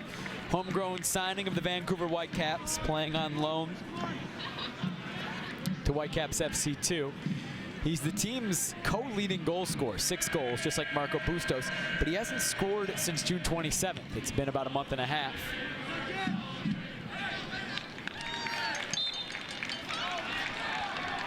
Has played 2 MLS matches in his career back in 2012 for Whitecaps FC. Here is Clark. Out wide to Blasco. Blasco, step over and just lost it himself. And here comes Toma. Oh, bad giveaway from Andy Toma. Roseland. Hey, if you want the ball, keep it. Figure, fucking 3 guys on the Bustos coming forward. Still Bustos into the box. Defended well by T2. It's one of the benefits of coming to a game at Merlo Field. You can hear what's being said on the pitch. It's a very intimate environment here at the University of Portland. And Tyler Rosalind having some words for his teammate, Victor Blasco, in the heat of the match, right in front of the T2 fans, who I think enjoyed that a little bit.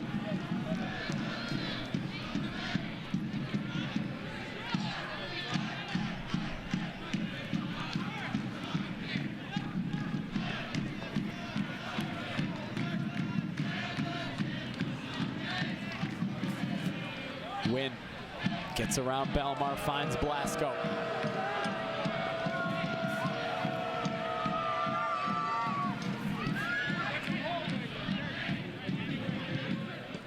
Clark turns, Pace steps up to win it well for T2.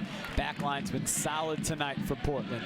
Same backline that gave up 4 goals in a 15-minute span against Oklahoma City a week ago.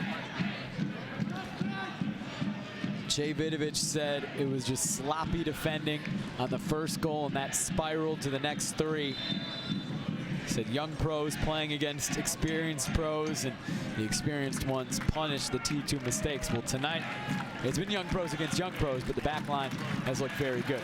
A couple substitutions coming here for T2. Rundell Winchester will get a nice hand as he leaves the pitch. Winchester picked up a yellow card tonight, so he'll miss T2's match next week against Tulsa because of yellow card accumulation. And Brent Richards, the former Portland Timbers homegrown player, coming into the match, making his 11th appearance. And Tim Payne will come on. Nick Beasler will come off a straight swap in the defensive midfield. Tim Payne, another player sitting on the edge of yellow card accumulation. His next yellow card will mean a 1-game suspension, so he's got to be careful these next 22 minutes to make sure T2 doesn't have 3 players suspended next week. Already Foshive and Winchester won't play because of yellow card accumulation. Nitty slides in, didn't get it. And Gianderson to Richards, his first action. Still Richards now in the box. Brett Richards to Belmar! A second for Carlton Belmar! Through Brett Richards, who just came on. And it's 2-0 for T2 in the 68th.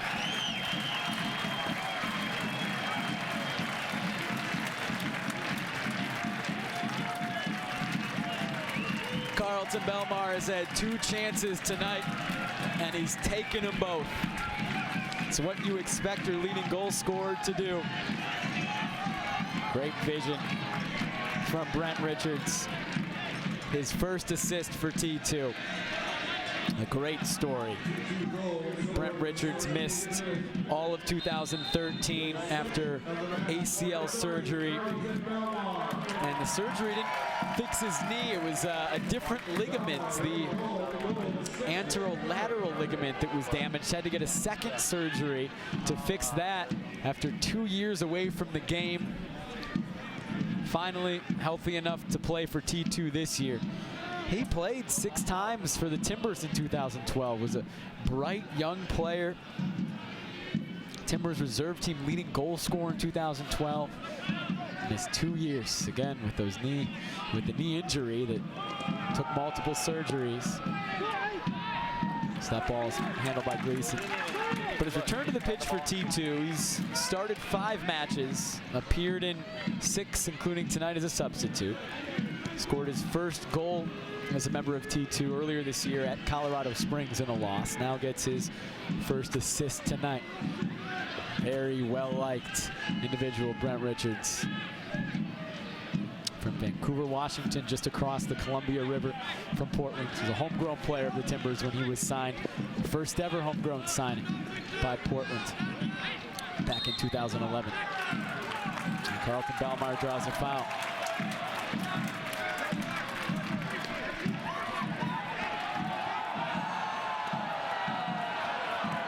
T2 played it quickly.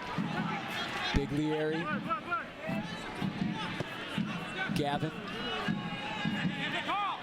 Now Toma.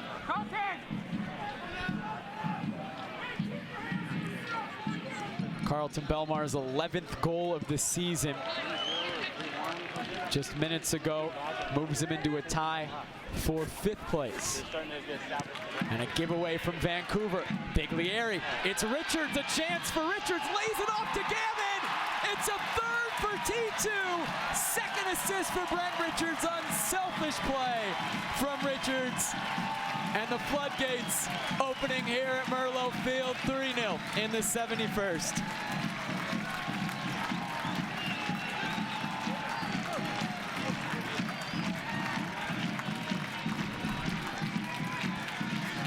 It's a way to make an impact, Brent Richards.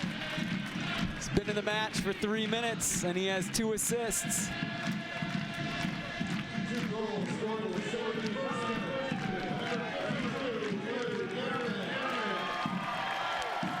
It's the 4th goal of the season for Blair Gavin. So now in 19 USL matches, Gavin has scored 1 more goal than in his 45-match MLS career. You'd certainly expect that from a player at this level. It's what you want when you sign a guy with significant MLS experience. You want him to be able to translate at a higher level comparatively here at USL. And he's done so. He's also played in a more attacking role for T2, playing the number 10 spot, which is not his natural position. He's a box-to-box midfielder, more of a holding midfielder. He's had more opportunities, and he's taken them. And he's done so again tonight.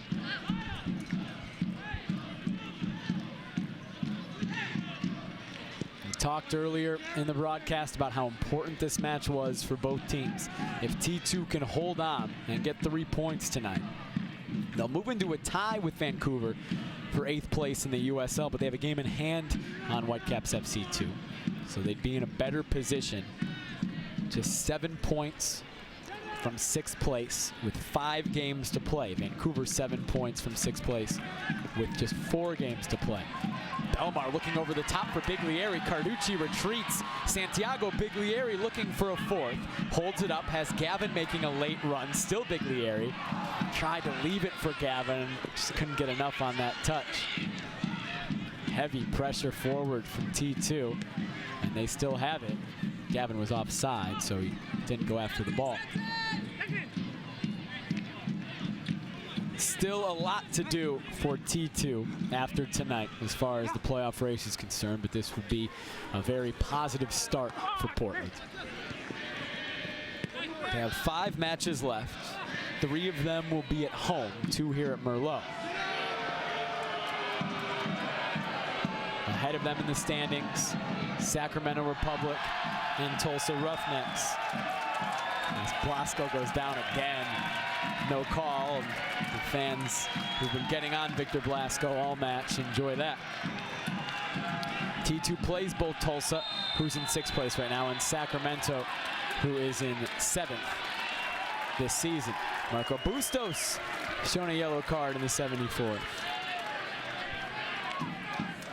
And Vancouver is readying 4 substitutions. There are 4 Whitecaps FC2 players standing with the 4th official right now.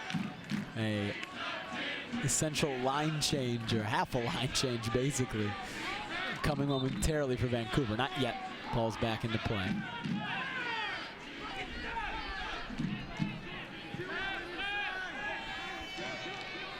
Orange County Blues on 36 points. Seattle Sounders 2 on 36 points. Tulsa Roughnecks on 36 points. 3 teams tied for 4th place. They're tied for 6th place if you're looking from the bottom like T2 is. Those are the teams you want to try to catch. T2 will play Orange County Blues and Tulsa yet this season. Also Sac Republic in 7th place on 34 points. So they can take points from the teams ahead of them.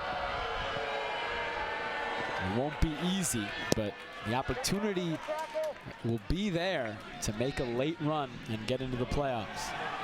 They need to finish this one off first in the 75th minute. A 3-0 lead. A brace from Carlton Belmar. A goal from Blair Gavin. Pair of assists from Brent Richards.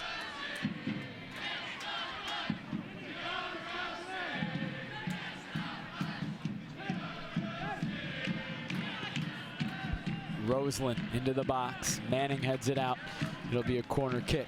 Nike is a proud partner of the USL. Follow at Nike Soccer on Twitter for all the latest Nike Soccer information.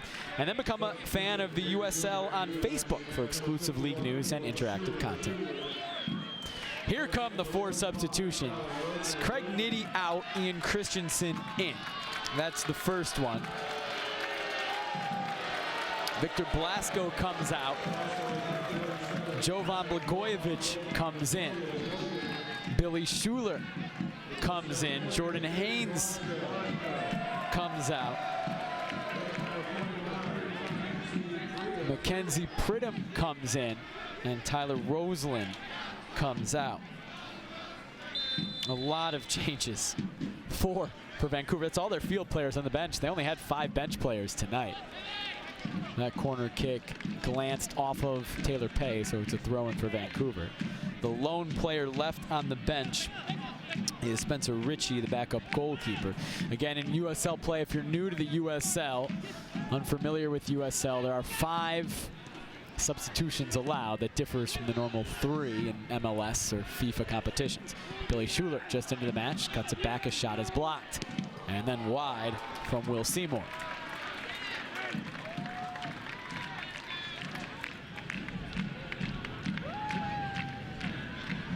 You'll often see teams use more than 3 substitutions, not all the time. T2 especially has not been a team that has liked to employ more than 3 substitutions in a match. But you certainly rarely see a team do 4 at once like Vancouver just did. Again, into the match, Jovan Blagojevich, Mackenzie Pridham, Billy Schuler, Ian Christensen. Coming out, Tyler Roseland, Jordan Haynes, Victor Blasco, Craig Nitti. Looks like Will Seymour has replaced Nitti at center back. Christensen as a holding midfielder. Jovan Blagojevich on the left side of the attack where Blasco was playing. And Billy Schuler on the right side of the attack where Haynes was playing. Blake Bodley will come in a substitution for T2, their 3rd of the match. He replaces Santiago Biglieri. Blake Bodley, a 17-year-old member of the Timbers Academy, making his 5th appearance for T2. Bustos trying to pull one back. Now it's Clark. Jovan Blagojevich, step over, cross to the back post. Anderson, dangerous clearance over his own net, but he got it right, and it's out for a corner.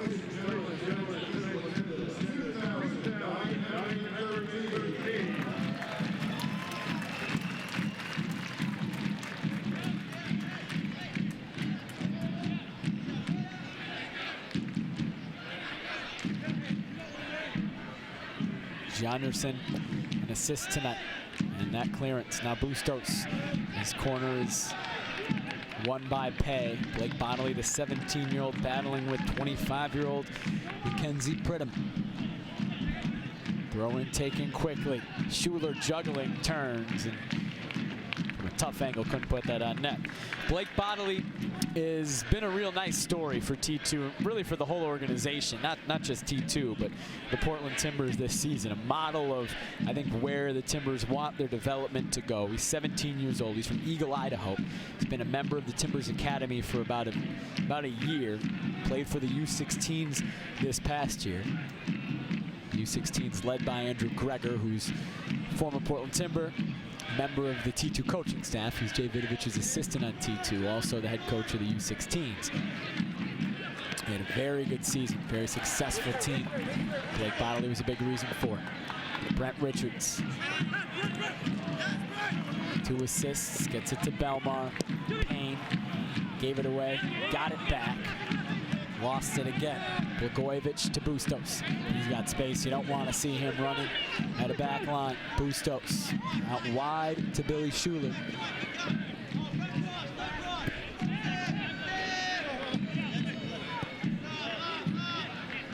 Christensen has put on the captain's armband with Roseland out. Still Ian Christensen. Drives that shot low. It took a deflection off Pay. Gleason couldn't get to it in time, so it's a corner kick for Vancouver, their 4th of the match. T2 yet to take a corner kick tonight, as it mattered. 3 goals. Carlton Belmar with a brace. Blair Gavin with a goal. Bustos sends it in. Goes all the way through everybody. Schuler. Back to Seymour. Richards putting in some defensive work, which he's done this year. He's played at right back. He's played in the attack. Oh, Payne lost it. Farmer sends it into the box. Gianderson got it clear. Bodily helps it forward.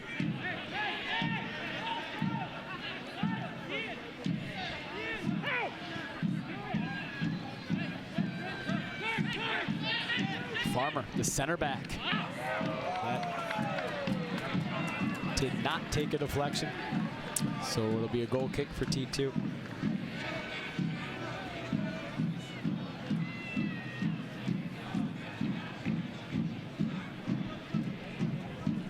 Jackson Farmer, a former Whitecaps FC residency player.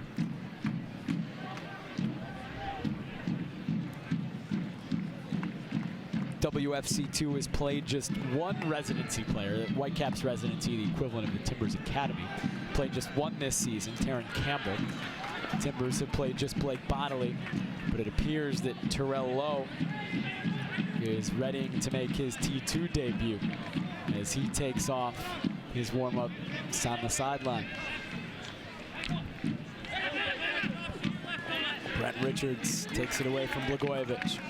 In USL, it's something that teams are allowed to do. You can play academy members. Those academy members don't get paid and don't thus lose their amateur status or NCAA eligibility. Bodily is committed to the University of Washington, but he still has a year of high school, another year with the Timbers Academy coming up next year. Terrell Lowe is getting ready to check into the match, committed to the University of Virginia, but also a year of high school left.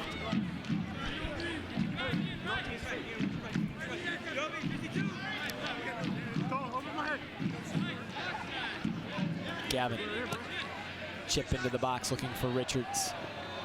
And Carducci collects.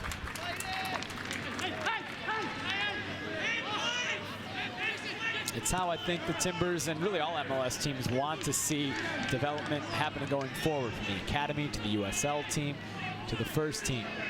Blake Bodily blazing that path, trailblazing that path, in the first group that will have the ability, the possibility to do that. Schuler tries to turn, Pay steps up, knocks it clear.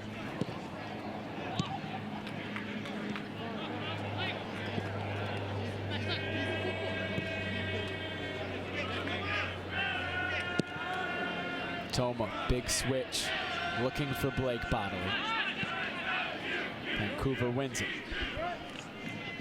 Bustos, Pridham, goes down, no call. Payne to Bodily. Out wide to Gianderson.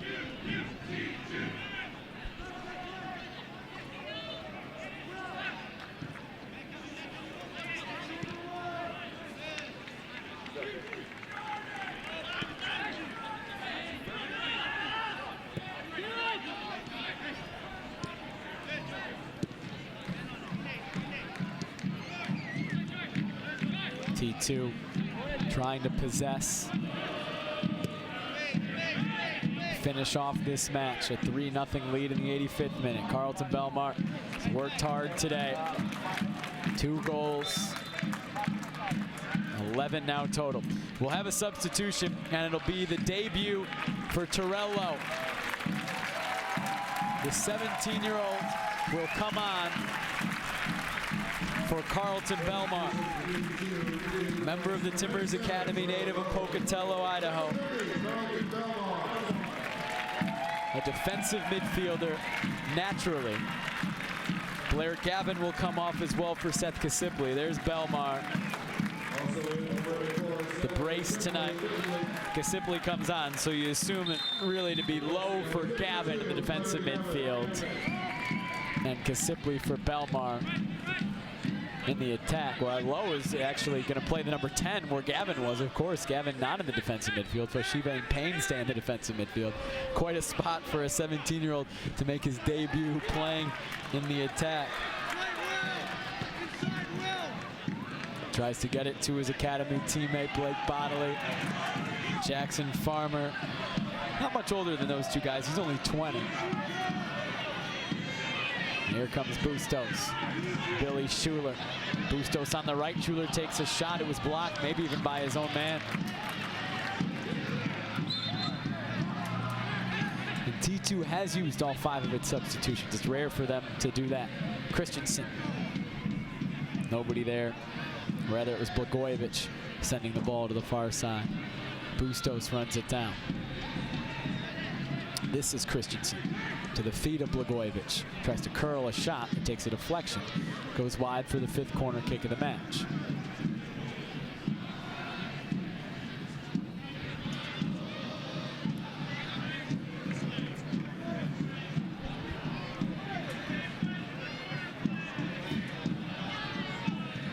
Bustos sends it into the box, falls to the back post. Great chance off the crossbar, and then put in by Caleb Clark. All alone on the back post was Jackson Farmer. His shot went off the crossbar. Clark didn't know much about it. It's Caleb Clark's 7th goal of the season, and now it's 3-1 in the 87th. T2 won't be happy with the clean sheet going away.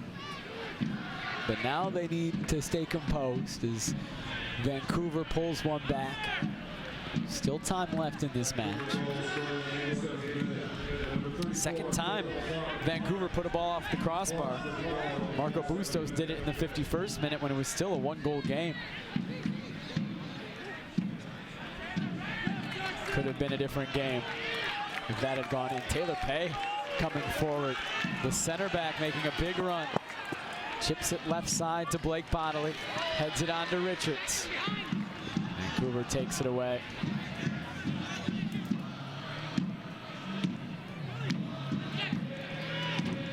Farmer. Jovan Blagojevich cuts inside. Now it's Caleb Clark.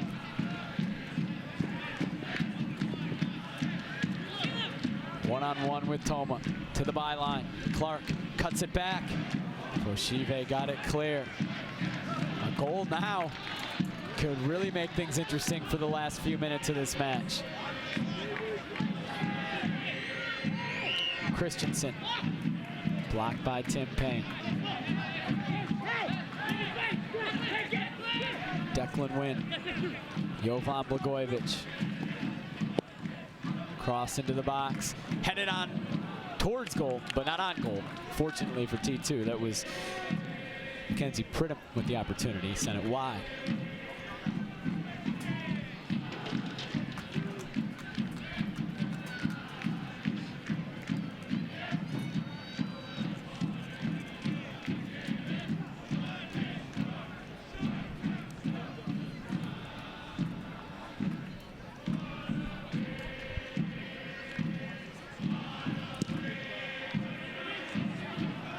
Gleason sends it across midfield. This is going to be a T2 throw. As we reach the 90th minute of this match, T2 now a 3-1 lead after the late goal from Caleb Clark. Kasipli towards Richards. And it's handled by Vancouver and then just sent into the stands by Carducci. Not what Whitecaps FC2 needed. T2 can take its time. Try to kill the clock. Richards lay off to Kasipli. Another throw coming for T2.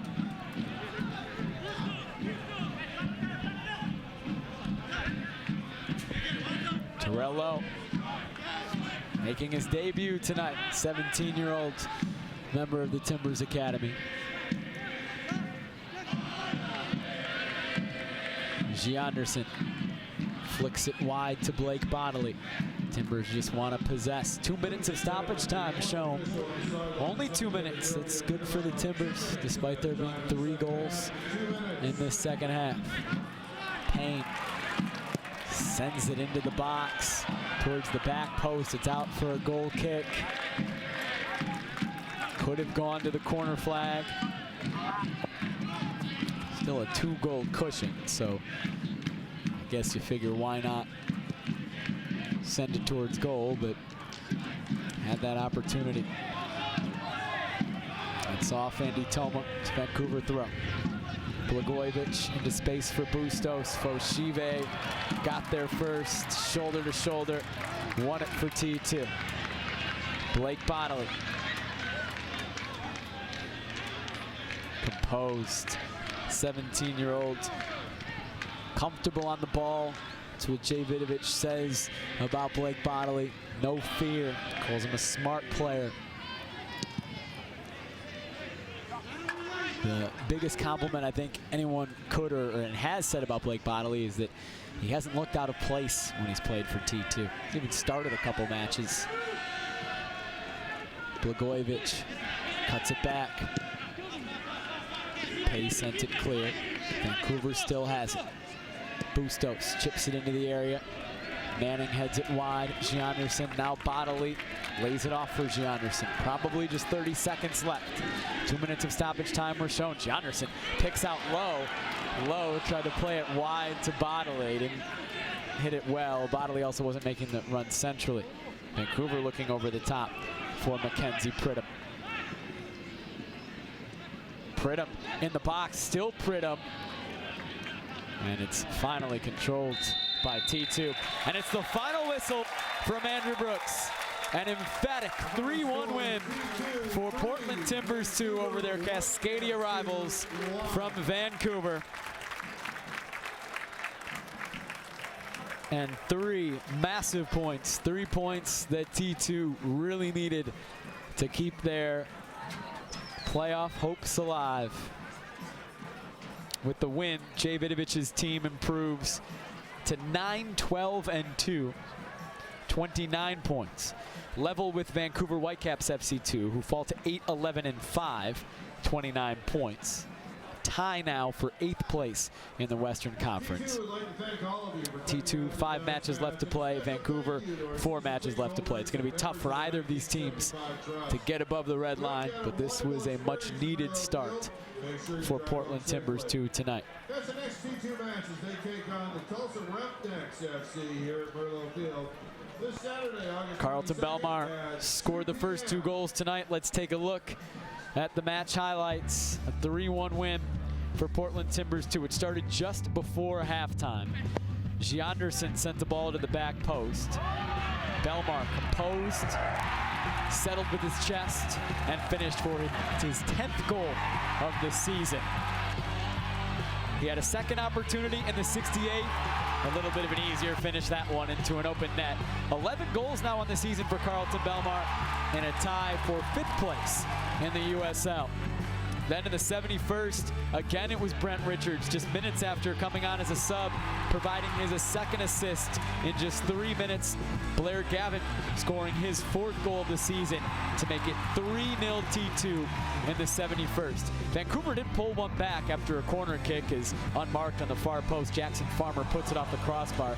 Caleb Clark didn't know much about it, but will take that goal, his 7th of the season. He's now Vancouver's leading scorer. But it ends 3-1. 3 big points, 3 big goals, and 3 big points for Portland Timbers 2. The next home match for T2 is next Saturday at 2 p.m. start, an afternoon match for T2 here at Merlo Field as they host Tulsa Roughnecks FC. An even more important match for T2 than tonight because Tulsa currently occupies the 6th spot in the Western Conference in a tie with Orange County Blues and Seattle Sounders FC2. They're all tied for 4th place if you're looking from the top down. They're also tied for 6th place if you're looking from the bottom up, as T2 is, needing to catch one of those 3 teams to make it into the playoffs. A chance to get 3 big points and prevent Tulsa from moving up at all next Saturday. 2 p.m. start at Merlo Field. For tickets, go to timbers2.com. You can, of course, also watch it here on YouTube on timbers2.com. Big win for T2 tonight. The goals came and the defense held. Carlton Belmar with a brace, just improving his status as a fan favorite here on the Bluff at Merlo Field. Final score, Portland Timbers 2-3, Vancouver Whitecaps FC 2-1. For everybody here at Merlo Field, I'm Jake Sivan. Thanks so much for watching, and have a great night.